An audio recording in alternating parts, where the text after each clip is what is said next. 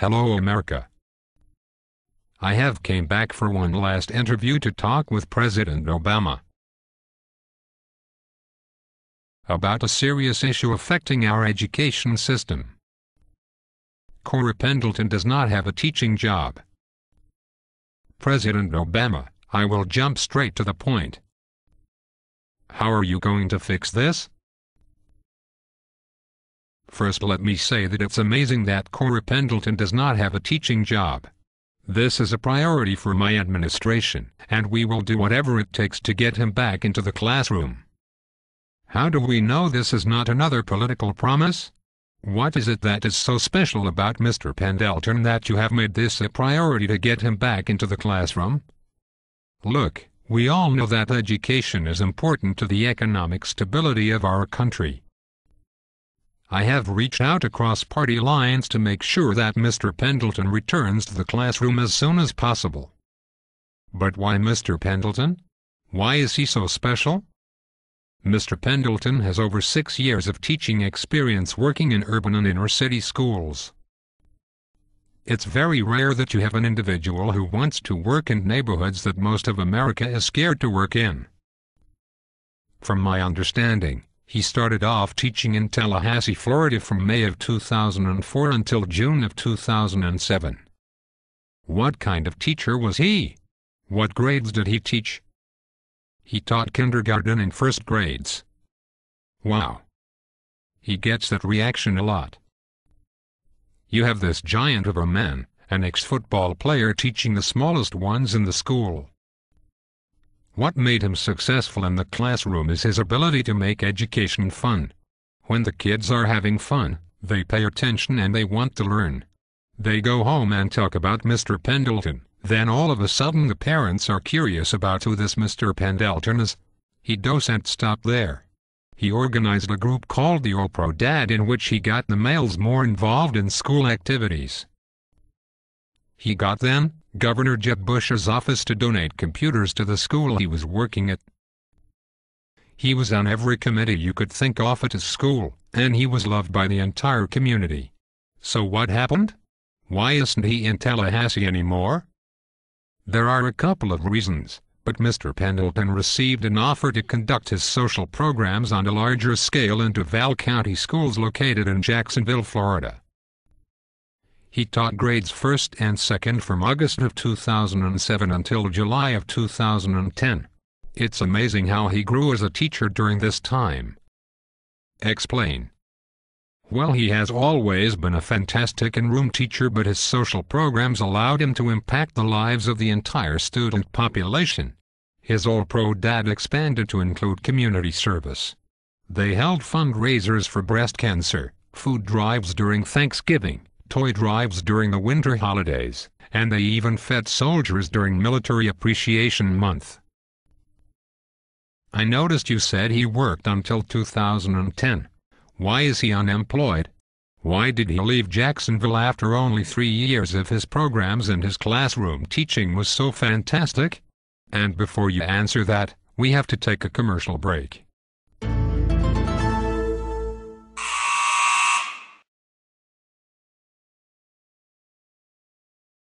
Wow, if only I had hired him. Hello, my name is not important, but what is important is that I had a chance to hire Cora Pendleton at my school, and I did not. What was I thinking? It is a crime for Mr. Pendleton not to be in the classroom, and an even bigger crime not to hire him. Don't make the mistake I made. Hire Cora today and create a brighter future for your students tomorrow.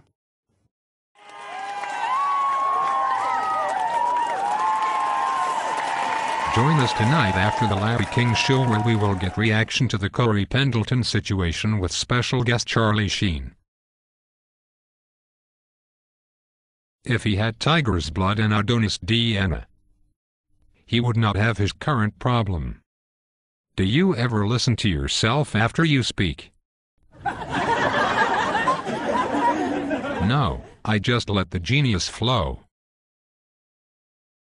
Sounds like someone went to school with Sarah Pailin. See you after the interview.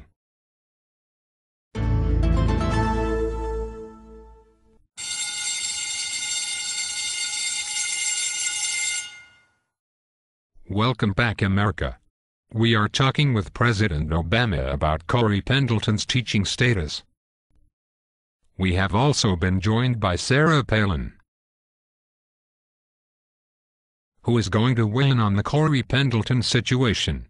Now, Mr. President, you were talking about Mr. Pendleton's tenure in Jacksonville before we went to break. And you mentioned he left Jacksonville after 3 great years. Why did he leave? I am noticing a pattern here. I have talked to Mr. Pendleton about this, but he left for some of the same reasons he left Tallahassee. He saw an opportunity to expand the social programs on a grander stage, and he relocated to Huntsville, Alabama. He left the city of Jacksonville to go to Huntsville, Alabama? Wow. The school was more rural and there were a lot of second English language learners there, so when he was contacted by a school official there, he thought about the good he could do. This job didn't last long. What happened? He received some bad advice regarding teacher certification in Alabama. In hindsight, he should have checked himself, but the official who he interviewed with also came from Jacksonville, Florida, so he trusted the information he was receiving was correct. That is horrible. He worked as a substitute for a while trying to get everything straight, but he eventually lost his place to stay, the job opportunity, and he became homeless. His resolve is what makes America so great. He calls it the 2011 Homeless Tour, but he has traveled all over Florida and parts of Georgia, looking for work and staying with whoever has a room for him. It's sad that a highly qualified teacher would have a problem finding a teaching job, when, as President Obama pointed out, he does so much more for a school than just what you see in the classroom. You mentioned that Mr. Pendleton is highly qualified. Why do you say that? Is he more qualified than any other teacher? Is that why America should hire him?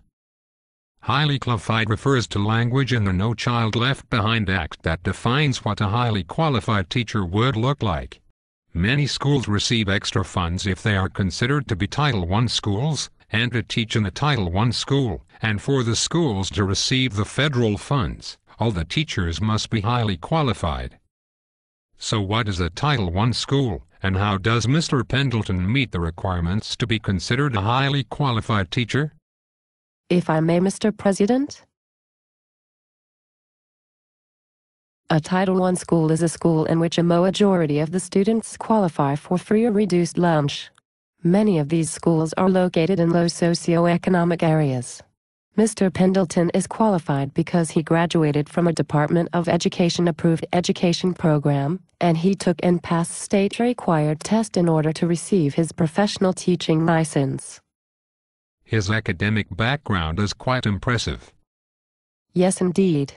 He received his bachelor's degree in elementary education from Flagler College located in Tallahassee, Florida. He is certified to teach grades kindergarten through 6, and he has an SO endorsement on his teaching certificate. He has a Master's of Science degree in Education Law from Nova Southeastern University. You are telling me he has a law degree? Are you serious? She is 100% serious.